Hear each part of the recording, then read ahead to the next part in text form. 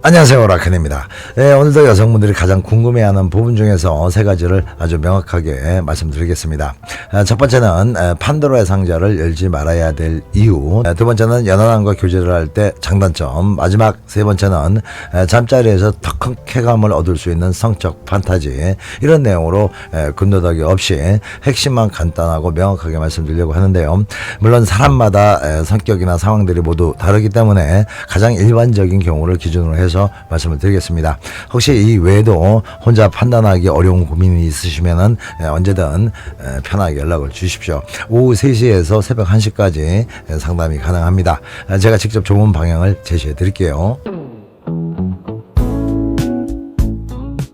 첫 번째는 판도라의 상자를 열지 말아야 될 이유인데요. 연애를 하거나 부부 생활을 할 때 남자가 어느 순간부터 조금씩 의심스러워질 때가 있는데요. 왠지 이유 없이 쎄하게 대하거나 전화통화나 만남의 횟수가 적어진다든가, 또 아니면은 전에 안 하던 짓을 자꾸 하게 되면은 혹시나 하는 마음이 들면서 상당히 마음이 불편해지죠.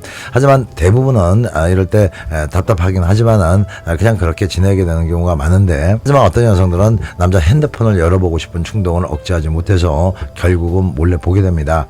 판도라의 상자를 여는 거죠.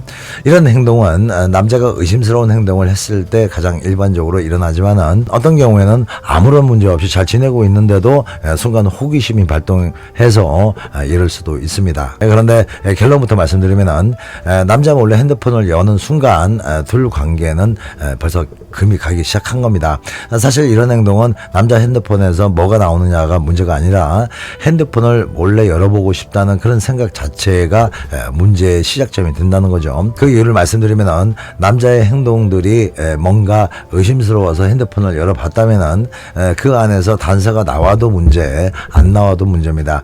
혹시 열어봐서 의심한 대로라면은 그건 당연히 문제가 시작된 거지만은, 만약 아무런 흔적이 없다고 해도 아유, 이 인간 싹 지웠네, 싹 지웠어 하면서 다른 쪽으로 의심을 확대할 가능성도 커집니다. 그리고 그런 그렇지 하고 알짐을 했다고 해도 문제인데요. 그걸 남자가 깨끗이 지워놓은 상태라면은 여자는 그 순간 그냥 천하의 바보 된 겁니다. 아무튼 만약 핸드폰을 열어서 조금이라도 의심스러운 상황을 발견했다면 그때부터는 지옥문을 스스로 연 겁니다. 만약 핸드폰에 치명적인 배신의 흔적이 있으면은 당장 헤어지면 끝날 것 같지만은, 끝난다고 해도 그 배신감에 고통이 일시에 사라지는 것도 아니고, 또 그걸 알고 계속 만나는 것도 상당히 고통스러운 거죠. 또 더 문제는 확정할 수 없는 아리까리한 그런 상황의 흔적을 봤을 때도 이건 헤어지지도 못하고 만나면서도 늘 찝찝해서 그때부터 그 남자와 헤어지는 그날까지 끝없이 의심하면서 지내야 됩니다. 이때부터는 연인 관계가 아니고 죄수시키는 교도관과 비스무리해지는 거죠. 만약 남자가 핸드폰을 여러 번 사실을 알게 되면은 대부분 남자들은 상당히 무서운 여자 내지는 집착녀로 보게 됩니다. 그러니까 이러나 저러나 여자의 가치는 달라지는 거죠. 또 당연히 쌓였던 정도 많이 떨어져 나갑니다. 그리고 나중에 여차여차해서 헤어지더라도 독한 놈 만나면은 경찰에 신고하면 처벌받습니다. 동의 없이 누구도 개인의 메신저를 열람할 수 없는 거니까요. 부부도 예외가 아니죠.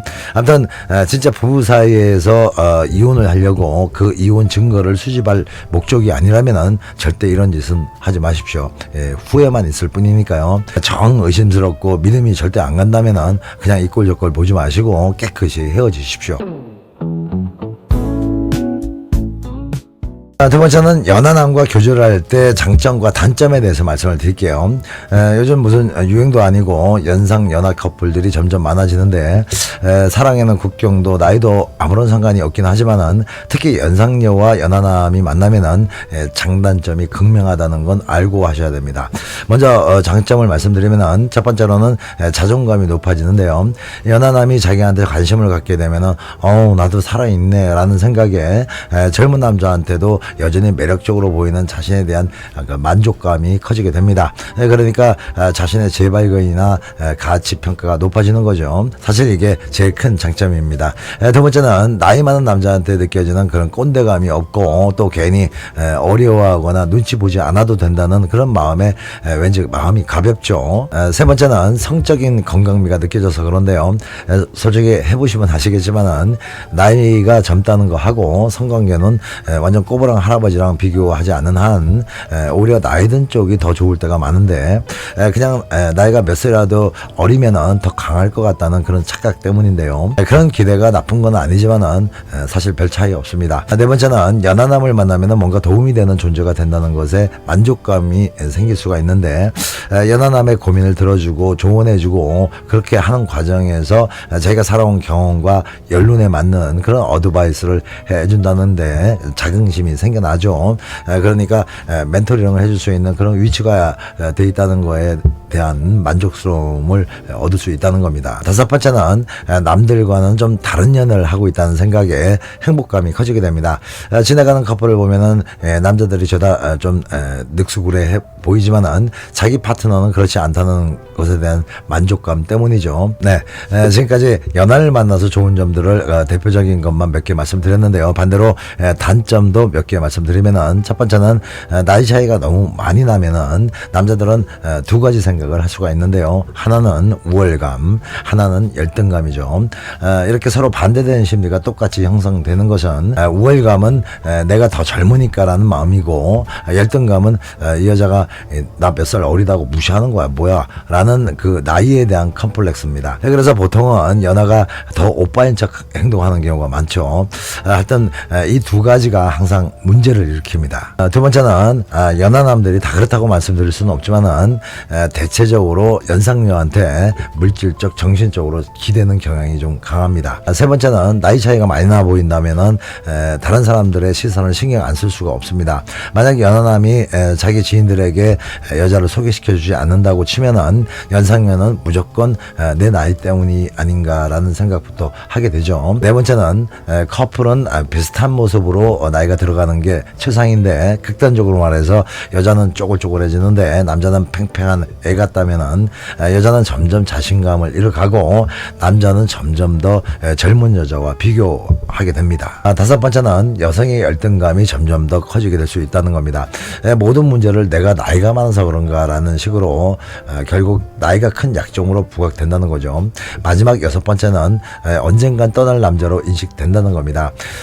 지금은 나도 젊은 모습이니까 괜찮지만은 5년 후 10년 후면 어떨까, 아니면은 그 이상의 세월이 흘러도 이 남자가 날 사랑할까, 이런 생각을 하게 되면은 자신이 점점 없어지는 거죠.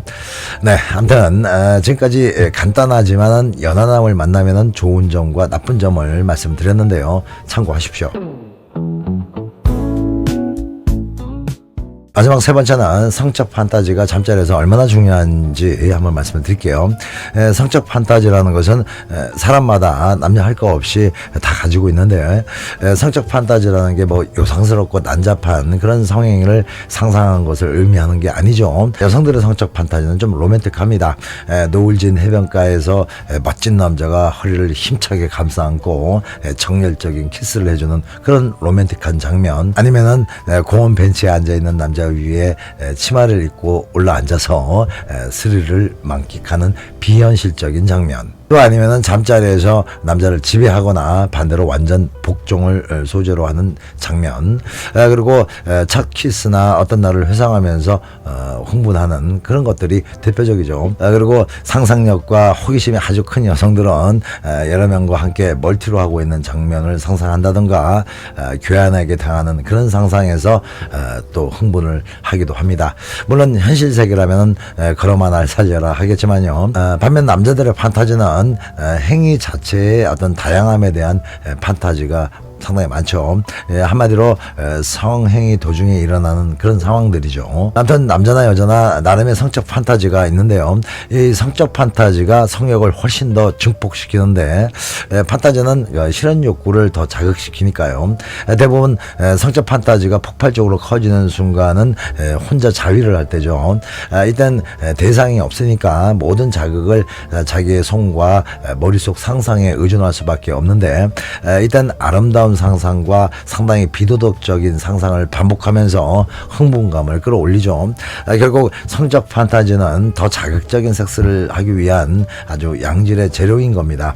그런데 대부분의 성적 판타지는 현실로 실현하기가 어려운 것들이 많아서 가슴에 불만 당겨놓은 역할밖에 못하는 건데, 그래도 실현 가능한 것들, 그러니까 예를 들면은 역할극 같은 게 있겠죠. 이런 것도 판타지의 실현인 겁니다. 보통 역할극이라는 게 그 소재가 다양할 것 같지만은 그렇게 많지가 않은데요. 예를 들어서 집에 방문한 어떤 사람한테 당하는 여자, 또 영화관 옆자리에 앉아있던 낯선 남자와의 원나잇, 그리고 특정 직업군의 여성과의 강제적인 성관계, 뭐 이런 것들이 있겠는데, 이런 비도덕적인 역할극은 인간의 숨은 욕구를 표출하게 되고 두 남녀의 성적 흥분도를 아주 배가시킵니다. 할 때만큼은요. 그리고 하면서 딴 생각하고 있던 여성들도 그 분위기에 말리면은 몰입할 수밖에 없어서 더 큰 흥분감을 갖게 되는 겁니다. 하지만 이런 걸 딱 질색으로 하는 남녀들이 있긴 한데, 그러면 이런 커플들은 아예 성적 판타지가 없는 건가? 그건 아니죠. 각자 나름의 성적 판타지는 있지만은 분출은 못하고 억누르기만 하고 있다는 겁니다. 이런 사람들은 성적 판타지가 많은 사람들과 비교하면은 성적 만족도가 낮을 수밖에 없는데요. 성관계에서 오는 모든 쾌감은 모두 머릿속에서 만들어지는 것이기 때문에 내가 어떤 컨셉으로 하느냐에 따라서 흥분도는 180도 달라지기 때문입니다. 그래서 직접 실현은 하지 않더라도 머릿속에서 판타지를 키워나가시면은 전혀 차원이 다른 잠자리를 할 수 있다는 거죠. 제가 늘 좀 편한 말로 음탕한 생각을 하시라는 게 바로 성적 판타지 속으로 빠져 들어가는 그런 뜻입니다. 우리끼리 하는 말로 그날따라 남자가 꼴보기 싫다면은 조용히 눈을 감고 성적 판타지 속에 감독이자 주연 배우가 돼서 여러 가지 상황을 상상하면서 격한 흥분감을 스스로가 자극시켜 보라는 겁니다. 완전히 느낌이 다를 겁니다. 결국 성적 판타지는 성에 대한 상상력이고, 결론적으로 최고의 흥분감은 육체에서 느껴지는 자극과 나의 상상력에 있다는 겁니다. 오늘 말씀드린 내용들이 도움 되셨길 바라고요. 서로를 이해하면서 따뜻한 사랑 나누시길 바랍니다. 좋은 하루 되시고요. 음지가 양지됩니다.